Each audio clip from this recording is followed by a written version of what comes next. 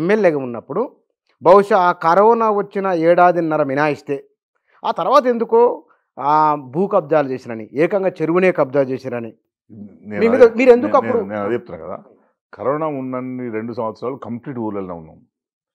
ప్రజలకు అందరికి అందుబాటులో ఉండి ఏ గ్రామంలో ఏ సమస్య ఉందో దగ్గరుండి మానిటర్ చేసినాం. సో నాకు ఇంకా ప్రజల్లో బాగా ఆదరణ పెరిగింది. ఆయన దామోదర రాజనరసింహ కరోనా సమయంలో కూడా మా నియోజకవర్గంలో ఒక్క ఊరికి రాలే, వాళ్ళ కార్యకర్తలు చచ్చిపోతే కూడా రాలే. ఇప్పుడు ఏం చేయాలి మరి, డ్యామేజ్ ఎట్లా కంట్రోల్ చేసుకోవాలి? ఆయన ఏం చేయలేడు, రాలేడు. నన్ను ఏం చేయాలి? క్యారెక్టర్ను ఇది చేయాలి. వీళ్ళు కబ్జాలు చేస్తుండ్రు, వీళ్ళు చెరువులు కబ్జాలు చేసిండ్రు, ఇవన్నీ ఇట్లా ఆరోపణలు ముందు పెట్టి ప్రజల్లో దుష్ప్రచారం చేయాలి.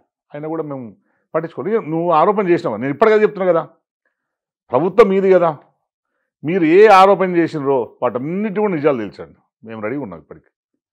భూ కబ్జాలు చేసినామన్నారు కదా, భూ కబ్జాలు చేసినట్టు ఇప్పుడు విచారణ చేసి తెలుసండి. లేకుండా మూసుకొని కూర్చోండి. లేకుండా మీరు ఎవడెవరు కబ్జాలు చేసాడో వాడి మీద నేను పనిష్మెంట్కి నేను కోరుతా. ఇప్పుడు చెప్తున్నాను కదా, అందుకే నేను ఇప్పుడు ఈ దళిత బంధు ఆరోపణని నేనే వదలదలుచుకోలేదు. అప్పుడు అది కాదు, దళిత బంధుకు వద్దాం. మీ మీద ఇట్లాంటి రకాల భూ కబ్జాల ఆరోపణలు వచ్చినప్పుడు మీరు ఎమ్మెల్యేగా ఉన్నప్పుడు మీరు ఎందుకు మాట్లాడలేదు? నేను నిజాయితీ పని కనుక ఎవడో కుక్కలు ముడుతుంటే ఎందుకు అనుకున్నాను. నేను ఎవడో కుక్కలు మస్తు ముడుతుంటాయి, మనం డెవలప్మెంట్ చేస్తున్నాం కనుక, మనం కూడా బాగుంటున్నాం కనుక, మనం అంటే వాళ్ళ ఉనికికి ప్రశ్నార్థకం తయారైంది కనుక ఆరోపణలు చేస్తున్నారు, మనం దాన్ని ఖండించాల్సిన అవసరం ఏముందని నేను అన్నాను. మా తమ్ముడు చాలా సందర్భాలు అన్నారు, అన్న ఇట్లా వస్తుంది మనం ఖండించాలంటే మేము చేసినామా అని అన్నా. లేదు, మరి లేనప్పుడు ఎందుకు ఖండిస్తాం, మనం ఎవడో రాసుకొని దానికి మనం ఏం చేస్తాం అని చెప్పి నేను లైట్ తీసుకున్నా. అంటే అది నేను లైట్ తీసుకోవడం, అది నిజంగా లైట్ తీసుకోవడమే తప్పిదం అయిపోయింది. నేను లైట్గా తీసుకోవడం ఏమైందంటే అది కొందరు నమ్మే స్థాయికి వచ్చింది. కొందరు కాదు, అది ఎవరు మీలాంటి కూడా నమ్మే పరిస్థితికి వచ్చింది. మా వెల్ విషర్స్గా ఉన్న వాళ్ళు కూడా అరే నిజంగానే ఇట్లా జరిగిందేమో నమ్మే పరిస్థితి వచ్చింది. అందుకే నేనంటే ఇప్పుడు ఈ దళిత బంధు ఇష్యూని నేనే వదలదలుచుకోలేదు. ఏం చేస్తారు?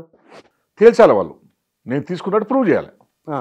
ఎట్లనో దాన్ని ఎట్లా ప్రూవ్ చేస్తారనేది ప్రభుత్వానికి ఉన్న బాధ్యత, దామోదర రాజనరసింహ బాధ్యత. అందుకే ఒక ఆరోపణ చేయడం కాదు, ఆ ఆరోపణను నిజంగానే ఇప్పుడు ఆయన పేరు చూస్తాను ఇక్కడ డైరెక్ట్ లేడు కదా, లేదంటే ఆయన రాలేదు, ఆయన ప్రెస్ మీట్ వాళ్ళందరూ ఆయనతో టైఅప్ అయిన తర్వాతనే గత సంవత్సరాల కాలంగా ఈ బ్యాచ్ ఎవరైతే ఉన్నారో వీళ్ళందరూ ఇంతకుముందు మా పార్టీ వాళ్ళు దామోదరుతో వీళ్ళందరూ టైఅప్ అయిన తర్వాతనే మా మీద ఇవన్నీ చేయడం మొదలుపెట్టిండ్రు. మా మీద ఇట్లా కోట్లను పెట్టి వాళ్ళతో నడిపిస్తుండు, వాళ్ళకి డబ్బులు ఇచ్చి వాళ్ళకు ప్రలోభ పెట్టి వాళ్ళతో నడిపిస్తుండు దామోదర రాజనరసింహ. నేను అదే చెప్తున్నా కదా, లైట్ డిటెక్టర్ పరీక్ష వాడికి పెట్టాలా నాకు పెట్టాలి, ఆ పిల్లోడికి పెట్టాలి నాకు పెట్టాలి, అప్పుడు నీకు వాస్తవం తెలుస్తుంది కదా. ఇంకేంది మరి? ఎవరైతే ఆరోపణ చేసిన అతను ఉన్నాడో మీ దగ్గరికి వచ్చేవాడు అప్పుడప్పుడు? హనుమంత్ అని పెద్ద మనిషి ఉంటాడు ఆ ఊర్లో. హనుమంతును బండెక్కించుకొని వస్తాడు పోరాడు. నేనేమనుకున్నాను, ఈ పిల్లోని అసలు ఈ పోరాడి పేరు పలానా నాకు తెలియదు, వీడు దళిత బంధు బెనిఫిషియరీ అనే విషయం నాకు తెలియదు. అవునా? 100% ప్రామిస్ చెప్తున్నాను. వాడు దళిత బంధు బెనిఫిషియరీ కూడా నాకు తెలియదు. ముసలాయన తీసుకొస్తాడు కనుక ముసలాయన మనమడేమనుకున్నాను నేను. ఓకే, మొన్న ఫోటో కంప్లైంట్ ఇస్తున్నప్పుడు ఎవడు వీడు అని చూస్తే వీడేంది హనుమంతు మనమడు కదా నేనన్నా, కాదు వాడు వీడు అని చెప్పాను. ముసలాయనకు బండి రాదు కనుక ముసలాయనకు తోడుగా వస్తాడేమో, ఎప్పుడు ఎక్కించుకుంటాడు నేను అనుకున్నా.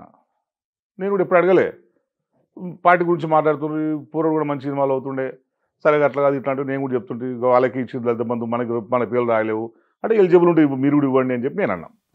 ముసలాయన తీసుకొచ్చి పేర్లు ఇచ్చాడు, ఆ పేర్లను పంపించినాం, రికమెండేషన్ చేసినాం, అంతే కదా. ఈ పిల్లవానికి వచ్చిందా? అదే చెప్తారు కదా, భూమి అంటే ఇతనంటే కదా. ఇతనికి వచ్చింది, తీసుకున్నాడు. తీసుకోలేరు, అదే ఇక్కడ వచ్చింది. ఇప్పుడు నాకు నువ్వు 10 మంది పేర్లు ఇచ్చినావు, ఇంకో 10 మంది పేర్లు ఇస్తారు, ఆ పేర్లను ఎంక్వైరీ పంపిస్తాము. ఎంక్వైరీకి పంపించడం, అది ఇవ్వడం కాదు. ఓకే, దాన్ని ఎంక్వైరీ పంపించడం. వాళ్ళు పోయి పంచాయత్ సెక్రటరీ పోయి ఇతను నిజంగా బిలో పవర్టీ లైన్ కింద ఉన్నాడా లేదా అని రిపోర్ట్ ఇస్తాడు. అదే అప్పటిదాకానే వచ్చింది, అప్పటికే డబ్బులు తీసుకుంటారన్న. నిజంగా నీకు దళిత బంధు శాంక్షన్ అయ్యి సరే నువ్వు తీసుకోవడానికి ఒకటి ఉంటుంది కదా, ఒకటి తీసుకుంటాడు అయితే కనుక. అవును అవును, నువ్వు శాంక్షన్ అయ్యి నువ్వు లిస్టులో పేరుండి నీకు వస్తే అకౌంట్లో పైసలు పెడితేనే ఎవడో తీసుకుంటాడేమో, కానీ అసలు నీకు ఇంకా దాని శాంక్షనే కాలేదు, నీకు ఎట్లా తీసుకుంటారు ఎవడన్నా? ఎట్లా ఇచ్చుంటావు నువ్వు? ఏ దమ్ముతో ఇచ్చుంటావు? ఏ ధైర్యంతో ఇచ్చుంటావు? మళ్ళీ 3 లక్షలు అంట. అవును, 10 లక్షలకి మీరు తప్పకుండా దళిత బంధు వస్తుంది కాబట్టి అసలే ఎన్నికలు వస్తున్నాయి, ఖర్చుల కోసం డబ్బులు కావాలి. నా క్వశ్చన్ పూర్తి కానివ్వండి. ఒకవేళ అట్లా ఏమన్నా చెప్తే కనుక ఆ ధైర్యం ఇస్తే కనుక ఇచ్చుండొచ్చు కదా. నా మనస్తత్వమే అట్లాంటిది కాదు. నేను జర్నలిస్ట్గా ఉన్నప్పుడే నేను సంపాదించడానికి కూడా లక్షల కోట్లు సంపాదించుకోండి నేను డీల్ చేసిన కేసులకు నా దగ్గర ఉన్న మెకానిజంకి. కానీ ఎవ్వంతో నా పైసా జర్నలిస్ట్కి ఆశించలేను, ఎమ్మెల్యే కూడా ఎవ్వంతో ఒక పైసా ఆశించలేను. నేను నాకు ఇప్పటికీ ఎవరన్నా ఫలానా దగ్గర 100% ఓపెన్, అందుకే చెప్తున్నా కదా నేను ఓపెన్ ఛాలెంజ్ కనుక నేను లై డిటెక్టర్ టెస్ట్లకు నేను రెడీ అయినా. లై డిటెక్టర్ కాదు, లై డిటెక్టర్ మించిన ఇంకో టెస్ట్ ఏది ఉన్నా సరే నేను రెడీ ఉన్నా అన్నిటికీ. భూముల కబ్జాలు అన్నారు కదా, భూముల కబ్జాలు కావచ్చు, ఈ కబ్జాలు కావచ్చు, నా మీద ఎన్ని ఆరోపణలు ఉన్నాయో అన్ని ఆరోపణల మీద నేను లై డిటెక్టర్ టెస్ట్లకు దేనికైనా నేను రెడీ ఉన్నా. దమ్ముంటే చేయమని చెప్పండి.